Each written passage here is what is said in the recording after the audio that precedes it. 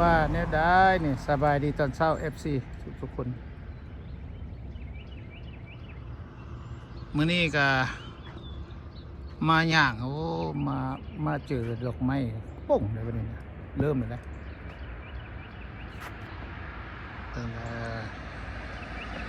อยู่ใส่เนาะต้นก็น้อยกว่าโอ้ปุ๊บเราไปมาปุ๊บนี่ต้นนี้อีกโอ้มี3ต้นเลยกำลังเริ่มเลยเด้อบ้านก็น้อยนี่เด้คุณเริ่มแล้ว3 ต้นเห็น3 ต้นแล้ว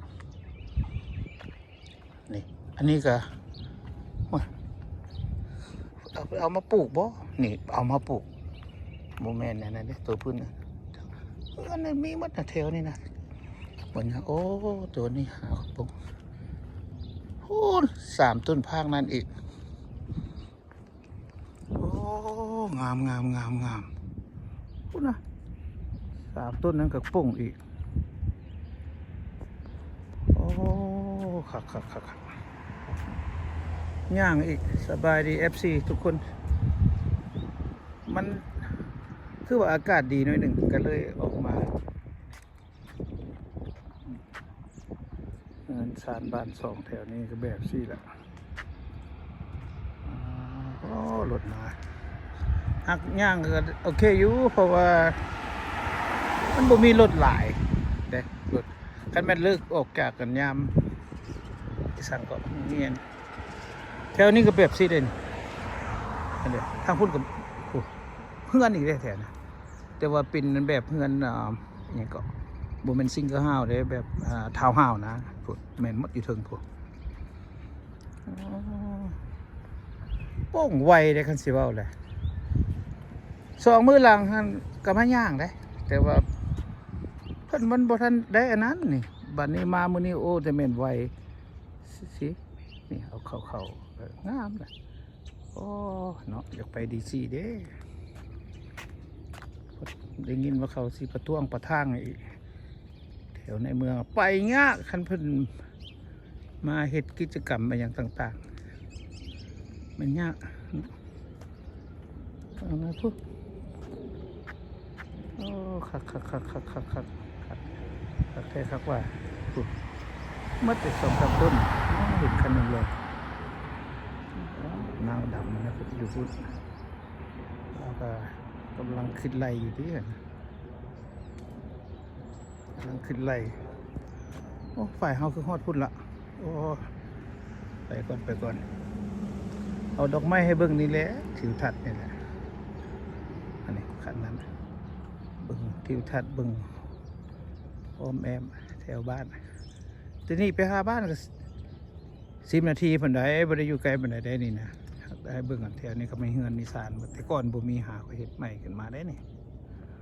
เขาบ่ฮู้ราคาเท่าใดแต่ว่าฮู้แต่ว่าอันเฮือนซิงเกิลเฮาส์นี่แบบใหญ่ๆแบบนี้เห็นบ่แบบนี้ก็อยู่จากบ่แม่น5-6 แสนนะบ่5-6 แสนพี่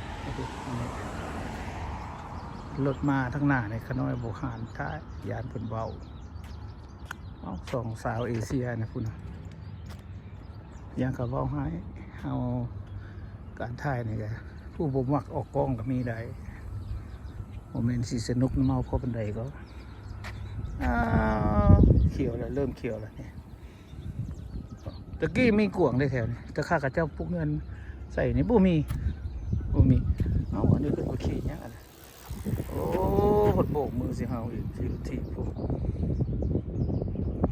เอาก่อนโอ้นางสาวมาอยู่กัน2 คนเอเชียที่มันจีนเลย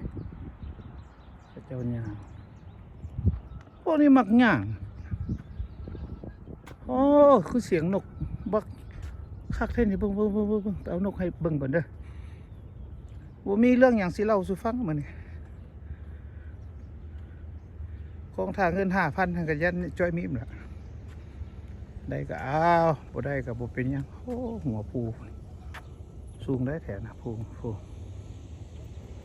แบบบ้านเฮาได้ภูหมดหรอสารภูมาได้บ้านขน้อยมีภูได้ตกลมบาดใดในฝนตกห่วยลมมานี่หนาวอย่างใหญ่อุกอยู่นอนก็ได้นี่เด้มีเฮือนคนลาวอยู่ไหนฮะคนลาวเขาหลังหนึ่งได้อยู่ไหนเข้าไปใน10 นาทีนี่แหละก็พัวพันกันอยู่มีเวียกมีงานจริงๆมีเรื่องมีงานแล้วเลย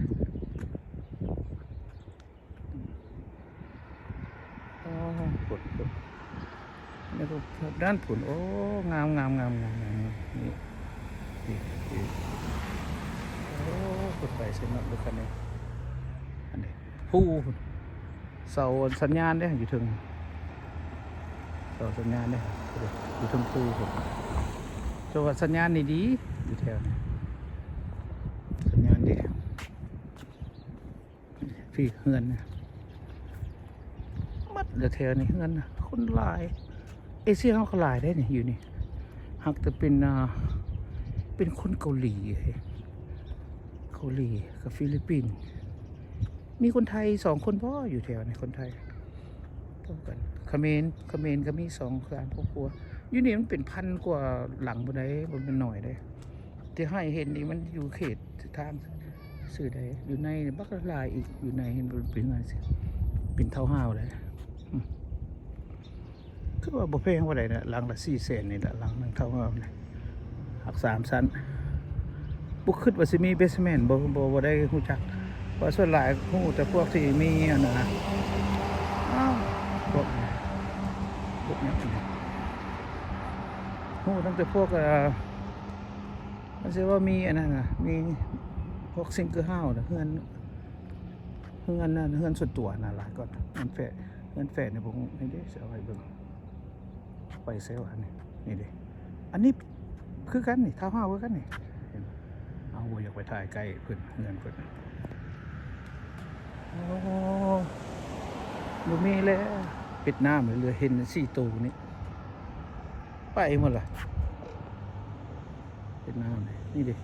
2 ตัวนี่2 ตัวอยู่มันตัวเมียกันว่าอยู่คุณอีกอ้าวบ่มีหยังมื้อนี้เอาภาพธรรมชาติให้เบิ่งมีโอกาสมาย่างมาหยังก็เอาให้เบิ่งซื่อโอเคขอจบคลิปไว้เพียงเท่านี้โชคดีมีทรัพย์ทุกคนจะรักษาสุขภาพอากาศเปลี่ยนแปลงอากาศบ้านเขาน้อยมื้อนี้ก็หนาวอยู่โอเคขอบใจโชคดีมีทรัพย์ทุกคน